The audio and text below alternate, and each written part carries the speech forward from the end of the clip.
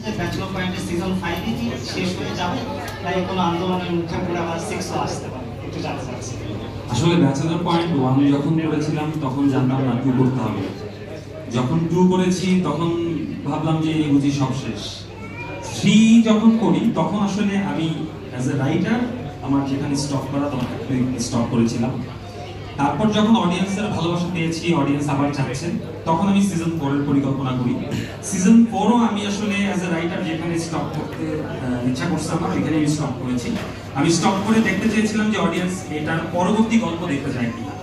So audience যখন দেখতে চেয়েছে আমি আবার সিজন 5 এর প্ল্যান করলাম। সো সিজন 5 যখন শেষ হবে তারপর আমি বলতে পারবো যে এটা আসলে থেমে যাবে নাকি আরো আসবে। আর আমার ব্যাচেলর যারা আছে সবাই আসলে এখন ম্যারিড হয়ে গেছে, একমাত্র নাজুক হয়েছে আমার। তো সেই আমার একমাত্র ভরসা, তাকে নিয়ে একদম। তো সবাই আমার পাশা ভাইয়ের জন্য দোয়া করবেন যাতে সে সবসময় এরকম ব্যাচেলর দিচ্ছে। কেউ প্রশ্ন বলে নিতে পারেন মাইক্রোফোন এখান থেকে। প্রথম কথা হচ্ছে যে আমি আসলে সবসময় মেজরিটি কাউন্ট করি, যে আমার কাজটা নিয়ে কতজন মানুষ আমাকে ভালো বললো, কতজন মন্দ বললো, সবকিছুই আমি আমার কানে আসে। এবং আমি চেষ্টা করি যে যারা সমালোচনা করে সেই সমালোচনা থেকে যেটা যেটা আমার মনে হয় যে এই জিনিসগুলো আমার শুধরে নেওয়া উচিত আমি সেগুলো শুধরে নিই। আর যে জিনিসগুলো আমার কাছে মনে হয় যে আসলে হিংসাত্মক বা আক্রমণাত্মক ওই জিনিসগুলো আমি আসলে স্কিপ করে যাই।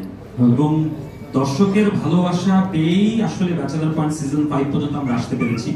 সো যদি আমরা ভালো কিছু করি আমার কাছে মনে হয় ব্যাচেলর পয়েন্ট সারা জীবন মনে রাখবে দর্শক। আর যদি আমরা আসলে সততার সাথে কাজ করতে না পারি তাহলে